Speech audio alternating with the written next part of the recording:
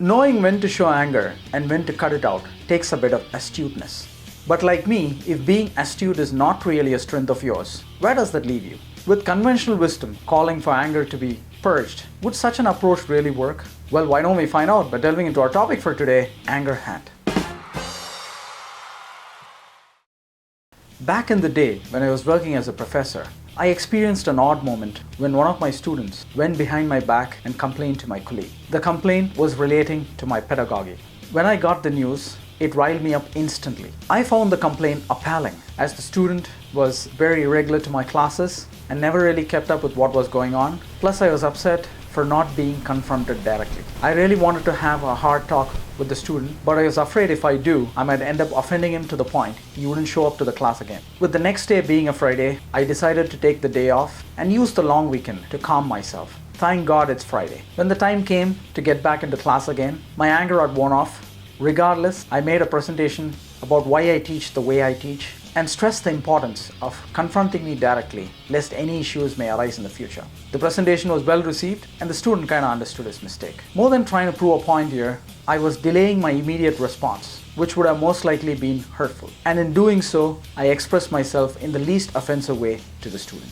What really goes on when we get angry? Let's go behind the scenes and uncover its inner workings. When we are angry with someone, we are most likely thinking only from our perspective and not from theirs. Our choice of words would be a reflection of our standpoint, seeking to annihilate anything that challenges it. To understand the concept, let's analyze this scene from a popular Indian movie called Talabadi. The hero is an orphan and gangster throughout his life with no idea of who his parents are. But all of a sudden, to his disbelief, he is informed that his mother is alive.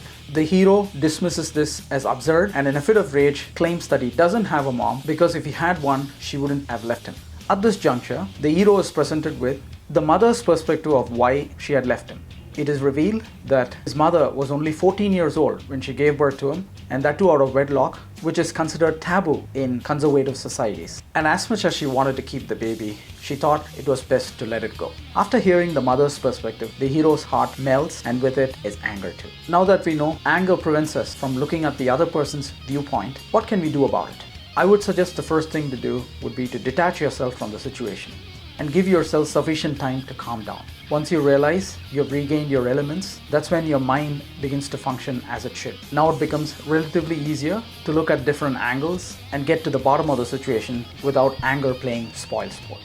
How to calm yourself, if you care to ask? Well, it varies from individual to individual. For some, it would mean taking the day off or going for a run or doing meditation. There's no one shoe size fits all. Whatever works. Before we double down on the conventional narrative that anger is bad and it's got to be purged, let's talk about my gentleman boss with whom I had the pleasure of working with during my teaching days. My boss, as I said earlier, was a gentleman, and in every sense of the word. He would never lash out at anyone, and if my memory serves right, I've never witnessed an occasion when he lost it. His congeniality knows no bounds, and you can be rest assured that you'd be treated with dignity and respect at all times. When he wants something to be taken care of, he would request politely and never command. Also, he's a smooth talker and our go-to guy to pacify students when they go bananas. But as time went by, people took advantage of his niceness. During team meetings, my boss would crib to the super boss about why he was doing the bulk of the work and the team not stepping up to lessen the burden. The remedy is obvious. One can't be nice all the time. It makes perfect sense to crack the whip sometimes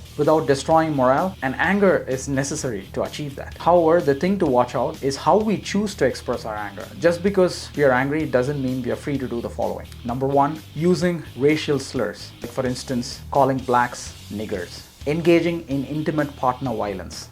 Participating in acts of vandalism. Wearing symbols of hate and promoting crimes against humanity.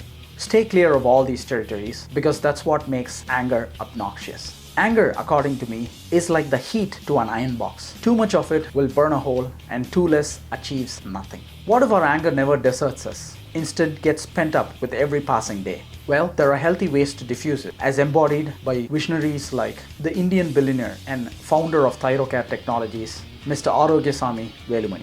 Velumani, the son of a poor landless farmer, completes his Bachelor of Science in Chemistry in the year 1978 and, like any other graduate, looks for a job. In the process, he fails in 50 interviews, and the reason for rejection was attributed to his fresher status. The young Velumani was angry and frustrated at the system. To find a job, one needed experience. but to gain experience, one needed a job. Facing this catch-22 situation, Velumanni decided that if he starts a company, he would recruit mostly freshers with little to no experience. Years later, his dreams come true. Thyrocare Technologies, a testing facility based in Mumbai to detect thyroid disorders, is established and since then has grown to become the blue chip company it is today. Not only did his business venture make thyroid testing affordable for India's poor, but also recruited around 25,000 freshers. Mission accomplished. What if the person or society had committed an unpardonable crime against you, and every time you think about it, you burn with anger?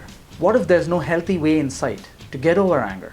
Let's look at a lady who defied the odds and showed us how anger can still be undone. The Staines are an Australian missionary family of 5 who ran a leprosy home in India and engaged in evangelism. On one bizarre night, when Graham Staines and his 2 young sons were fast asleep in their station wagon, a local mob led by a psychopath named Dara torched the wagon over rumors that their village is being forcibly converted into Christianity. Despite the victims' attempts to escape after waking up, Dara and the mob never allowed them and made sure all 3 were burned to death huddled together. When the news of her husband and son's death breaks out, wife Gladys Staines immediately finds our only remaining part of the family, daughter Esther, and tells her, "It seems like we have been left alone, but we will forgive." "Yes, mommy, we will," responded Esther, who was 13 years old at that time. Though the culprits were later nabbed and brought to justice, the Aussie widow's message of forgiveness during the darkest hour of her life took India by surprise. This is an extreme example, but if we do face a situation when there's no healthy outlet for our anger, let's pivot to Gladys Staines. Can the society ever give back what it took from her? The life of her husband and 2 sons. Yet she chose to forgive and allowed law to take its course.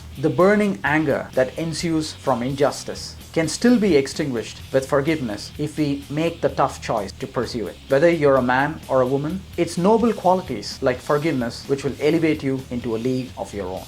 We've all worn different hats in our lives and continue to explore new ones, so to speak. Wouldn't it be cool to consider anger as a hat too? Wearing it when it's necessary and taking it off when it isn't. Because anger is a virtue if channeled in the right direction, in the right proportion, and at the right time. Despite the bad rap anger often gets for its toxic after effects, just like any other emotion, if managed well, can make a difference to your life and to those around. Thank you.